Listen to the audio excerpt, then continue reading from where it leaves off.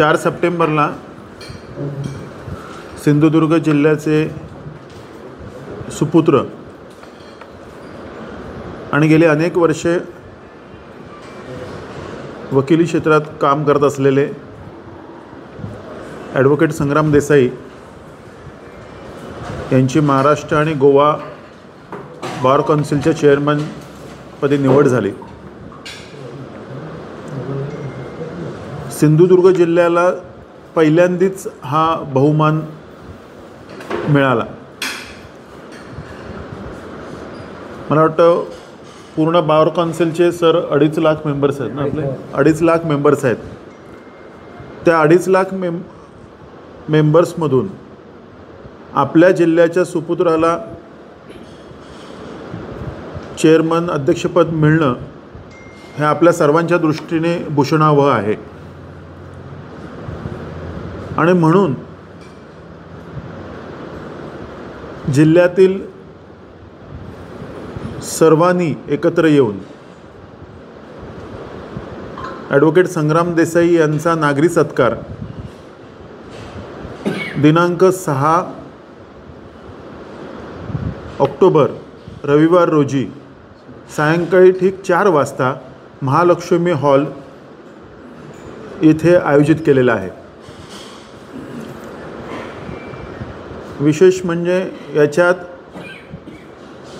सर्व पक्षीय, सर्व सामाजिक संघटनांचे, मग लायन्स क्लब असतील, रोटरी क्लब, डॉक्टर्स क्लब, हे सर्व लोक, बार काउन्सिल आहेच, ह्या सर्वांनी आपणहून आपला सहभाग नोंदवलेला आहे आणि सर्वसामान्य जनतेकडून, सर्वसामान्य लोकांकडून हा सत्कार आयोजित करण्याचं आम्ही ठरवलेलं आहे।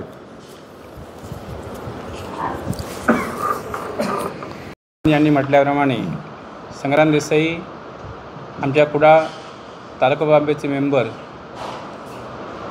एका आपल्या कुडाळचे सुपुत्र, कमी वयात बार काउन्सिल ऑफ महाराष्ट्र आणि गोवाचे चेअरमनची निवड झाली। संग्राम देसाई यांनी गेली 28 वर्ष जवळजवळ या सिंधुदुर्ग जिल्ह्यात प्रॅक्टिस केली। एक नामांकित वकील म्हणून प्रसिद्ध आहेत। त्याचबरोबर त्यांच्या समाजातील असलेल्या लोकांची संबंध कुठल्या पक्षाशी निगडीत नसून त्यांनी सर्वसमावेशक असं समाजसेवेचं कामसुद्धा चांगल्यापैकी केलेलं आहे।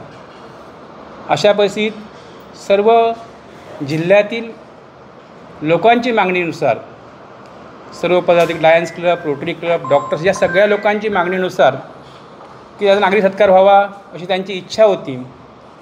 त्यांनी इच्छा व्यक्त केली, असा कार्यक्रम कुठे करायचा। मग अशा कार्यक्रम आम्ही महालक्ष्मी हॉलमध्ये जिल्ह्याच्या वतीने करतो आहे। या जी कृती समिती आहे त्या जिल्ह्यातील सर्व मेंबर्स घेतले आहेत, लायन्स क्लबचे मेंबर आहेत, रोटरी क्लबचे मेंबर्स आहेत, अनेक सामाजिक संस्थेतील लोक आहेत या ठिकाणी आणि असा भव्यदिव्य कार्यक्रम व्हावा अशी सर्वांची इच्छा होती। मग अशा कार्यक्रमासाठी उपस्थित राहण्यासाठी हा कार्यक्रम या विभागाचे विद्यमान खासदार सन्माननीय राणेसाहेब, उद्योगमंत्री उदय सामंतजी, शिक्षणमंत्री दीपक केसरकरजी, तसेच याचे विधायक आमदार वैभव नाईक, नितेश राणे, त्याशिवाय शिक्षक मतदारसंघ ज्ञानेश्वर म्हात्रे सर, तसेच ॲडव्होकेट कोकण पदवीधर मतदारसंघाचे निरंजन डावखरे सर, तसेच ज्यांच्या आज गेली कित्येक वर्ष बार काउन्सिल ऑफ इंडियाचे मेंबर्स असलेले जयभावे साहेब, ज्येष्ठ senior advocate Gajanan Chavan sir, ज्यांची आत्ताच उपाध्यक्षपदी निवड झाली ते पाचबोला साहेब, असे मान्यवर उपस्थित राहणार आहेत। त्याशिवाय या जिल्ह्यातील प्रतिष्ठित व्यक्ती, माजी आमदार असतील, जिल्हा संघटक असतील, जिल्ह्याचे प्रत्येक पक्षाचे जिल्हाध्यक्ष या ठिकाणी उपस्थित राहणार आहे। आज या निमित्ताने एवढंच आवाहन करू इच्छितो की हा कार्यक्रम आपल्या सुपुत्राचा भव्यदिव्य कार्यक्रम व्हावा आणि या कार्यक्रम करताना हा महालक्ष्मी हॉल कमी पडावा, नागरिकांनी सर्वांनी उपस्थित राहावे या ठिकाणी उपस्थित राहायचे मी आवाहन करतो. आपण पत्रकार या ठिकाणी आलात, आम्हाला आपल्या माध्यमातून लोकांपर्यंत या कार्यक्रमाची रूपरेषा सांगावी, या कार्यक्रमाचं स्वरूप सांगावं अशी आमची इच्छा होती, म्हणून आज ही पत्रकार परिषद आयोजित केली. धन्यवाद. आणि त्याचं एक वैशिष्ट्य मला फक्त सांगायचं होतं की जे आवश्यक आहे, संग्रामची तळमळ होती की मुंबई उच्च न्यायालयाचं खंडपीठ कोल्हापूर इथं व्हावं, यासाठी त्याची जी तळमळ होती ती आम्ही खूप जवळून पाहिली आहे. आणि किरण रिजिजू जेव्हा कायदा मंत्री होते तेव्हा त्यांना भेटण्यापासून ते कोल्हापूरला परिषद घेऊन त्या सगळ्यांना एकत्रित करून या सगळ्या चळवळीचा एक मोठा भाग हा संग्रामचा एक मोठा वाटा त्याच्यामध्ये आहे. आणि म्हणून असा एक मनुष्य आमच्या भागातला की ज्या माणसांनी खंडपीठ कोल्हापूरसारख्या ठिकाणी यासाठी प्रयत्न चालू केलेत. अनेक चांगले उपक्रम आत्ता भणगे सरांनी सांगितले तसे वकिलांसाठी ट्रेनिंग असू दे, आणखीन काय असू दे, सगळं त्यांनी सुरू केलं आहे. त्यामुळे त्या मित्राचा सत्कार होणं हे आमच्यासाठी अत्यंत चांगली गोष्ट आहे. आणि या सगळ्या मंडळींनी एकत्रित येऊन हा निर्णय घेणं हे आमच्या कोकणाचं वैशिष्ट्य आहे की पक्षाच्या पलीकडे जाऊन या माणसाचं कौतुक करणं, या लाल मातीतल्या माणसाचं कौतुक करणं हा या कार्यक्रमाचा जो हेतू आहे तो सगळ्या समाजापर्यंत पोचवावा अशी आपल्याला विनंती आहे. एखाद्या संघटनेचा चेअरमन होणं आणि त्याचा नागरी सत्कार का, एक थोडा प्रश्न पडतो ना. अशा कितीतरी संघटना आहेत, मग त्या व्यक्तीचा चेअरमन म्हणून नागरी सत्कार का करावा. 1961च्या ॲक्टनुसार की 1961मध्ये bar council of Maharashtra and Goa आणि union territory, Dadra, Nagar Haveli, Diu and Daman यांचे जे रजिस्टर्ड अधिवक्ता आहेत त्यांच्यासाठी संघटना तयार केली गेली. आणि त्यापासून आजपर्यंत ही दर 5 वर्षांनंतर इलेक्शन्स होतात. पूर्वी आपला हा रत्नागिरी जिल्हा होता, त्याच्यानंतर रत्नागिरी सिंधुदुर्ग झाला.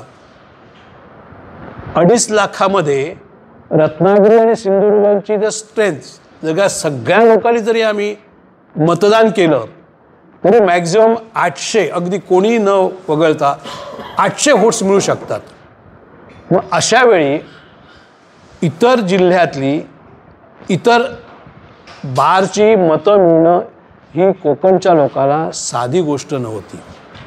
आणि जी गोष्ट या संग्रामने करून दाखवली म्हणजे मुळातच आमच्या इथून कोण उभं राहत नव्हता, कारण माहिती होतं की तो निवडून येणार नाही. परंतु त्याचे जे काही वैयक्तिक संबंध, राजकीय वैयक्तिक किंवा कुठचे असू दे, त्यामुळे त्याने हे बॅटल जिंकलं आणि तो बार काउन्सिलचा सदस्य झाला. आता सदस्य झाला, घरी बसला, काय ते मीटिंग अटेंड केल्या, कुठेतरी सत्कार घेतले, यावरच तो थांबला नाही. तर त्याच्यामागे त्याच्या जी मनाची जी तळमळ होती की आपण कोकणसाठी आणि वकिलांसाठी काय करू शकतो.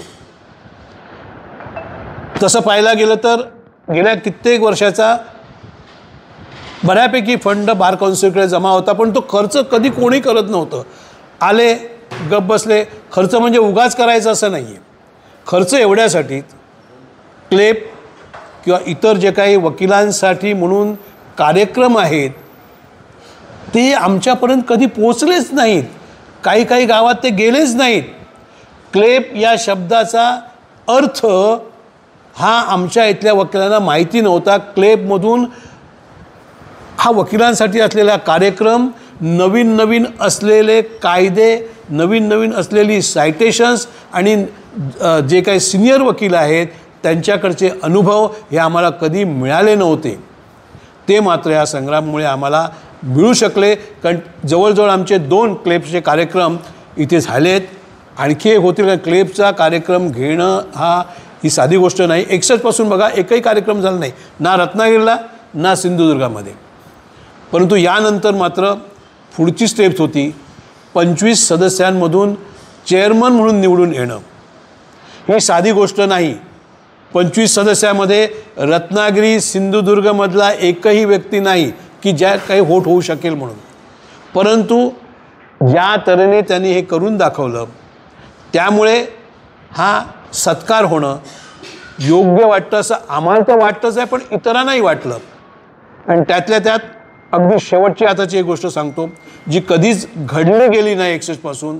वकिलांसाठी एखादी जागा, वकिलांच्या वेलफेअरसाठी जागा मुंबईसारख्या ठिकाणी मिळणं आणि तीसुद्धा 2 एकर 1 रुपया नाममात्र किमतीत मिळणं ही साधी गोष्ट नाही. कोणी किती काय सांगू दे. मग त्यात आपल्याच वेंगुर्ल्याचे उदयजी सामंत असू दे, त्यांचा हात असू दे, की त्यांची पाठबळ असू दे, आणखी कोणाकोणाची त्यांचं पाठबळ असू दे, पण काही का असे ना त्यांच्या रिलेशन्समुळे ह्या गोष्टी घडल्या. आणि का तळोद्याला 2 दिवसापूर्वी हे त्याचं भूमिपूजन झालं. त्याला सुप्रीम कोर्टचे जज B.R. गवई साहेब आले होते स्वतः आणि हा उद्घाटन सोहळा झाला. पण ह्या गोष्टी ज्या आहेत वकिलांसाठी काम करण्याची जी त्याची जी तत्परता आहे त्यामुळे ह्या गोष्टी सहज शक्य झाल्या आणि म्हणून तो चेअरमन झाला. आणि ह्या चेअरमनमुळे आपल्याला कोकणाला एक चांगलं नाव मिळालं. कोकणातील लोक कसे असतात, प्रतिनिधी कसे असतात, राजकीय सोडून बाजूला सोडून द्या, पण हे प्रतिनिधी कसे असतात निस्वार्थी हे इतर जिल्ह्यातील लोकांना समजलं, महाराष्ट्रात समजलं. कारण मी लायन्स क्लब हे महाराष्ट्रात ज्यावेळेला वकिलांशी फिरतो त्यावेळेला संग्रामबद्दल मला निश्चितच चांगलं ऐकायला मिळालं. त्यामुळे हा कार्यक्रम आम्ही करतो आहे आणि सर्वपक्षीय आहे आणि असल्यामुळे या कार्यक्रमासाठी सगळ्यांनी होय म्हटलेलं होतं. आणि हा कार्यक्रम 6 तारखेला 4 ते 7 या वेळात होणार आहे. जय हिंद. मगाशी भंडगे सरांनी सांगितलं, अमित सामंतांनी सांगितलं की आपल्या सिंधुदुर्गमधून निवडून आले आहेत, परंतु रत्नागिरी, सिंधुदुर्ग आणि रायगड ह्या 3 जिल्ह्यातून आजपर्यंत बार काउन्सिलवरती कोणीही मेंबर निवडून आलेला नव्हता. आणि तसंच वसई, विरार ह्या बाजूने सुद्धा निवडून आलेले असले तरी मेंबर, उपाध्यक्ष होणं, अध्यक्ष होणं हे आजपर्यंत शक्य झालेलं नव्हतं. ते संग्रामनी करून दाखवलेलं आहे आणि त्याचा फायदासुद्धा बऱ्याच वकिलांना आणि लोकप्रियता आम्ही बघतो. आता मी कार्यक्रमांना जातो त्यांच्याबरोबर, तर तिथे जी लोकप्रियता अगदी सिनियर जजेसना असते त्याप्रमाणे त्यांच्याबरोबर फोटो काढून घेण्यासाठी नवीन लॉयर्स जे आहेत ते अगदी पुढे येत असतात आणि त्यांच्याकडून फोटो काढून घेतात. म्हणजे हे फोटो काढून घेणे हे वेगळा एक रीतिरिवाज आहे. तो असं सांगितलं तर हसल्यासारखं वाटेल, पण मुलांकडे नवीन आलेल्या वकिलांना ह्यांच्याबरोबर माझा एक असावा जो माझ्याकडे राहील आणि मला त्यापासून एक स्फूर्ती मिळेल असं असणं हे सुद्धा एक वेगळं आहे वैशिष्ट्य.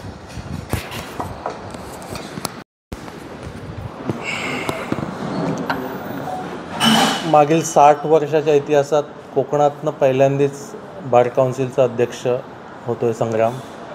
आणि आमच्यासोबत वावरणारा आमचा मित्र ह्या पदापर्यंत पोचला ह्याचा आम्हाला एक ग्रुप किंवा कुडाळ शहरातील नागरिक म्हणून खचितच अभिमान आहे.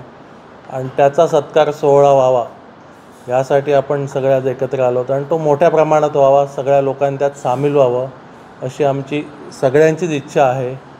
कारण संग्रामचा प्रवास मागच्या 27-28 वर्षाचा बघितला, एक साध्या वकिलापासून बार काउन्सिलच्या अध्यक्षापर्यंत सर्व लोकांसाठी तो तळमळीने काम करतो, समाजसेवाही करतो आणि प्रोफेशनही एका उच्च दर्जाचा प्रोफेशनल म्हणून आपण त्याला बघतो. आणि अशी व्यक्ती जेव्हा बार काउन्सिलचे अध्यक्ष म्हणून महाराष्ट्राच्या लेवलला जाते तेव्हा एक मित्र म्हणून किंवा इथला नागरिक म्हणून मला त्याचा अभिमान वाटतो आणि त्याचा सत्कार मोठ्या प्रमाणात व्हावा ही माझी इच्छा आहे.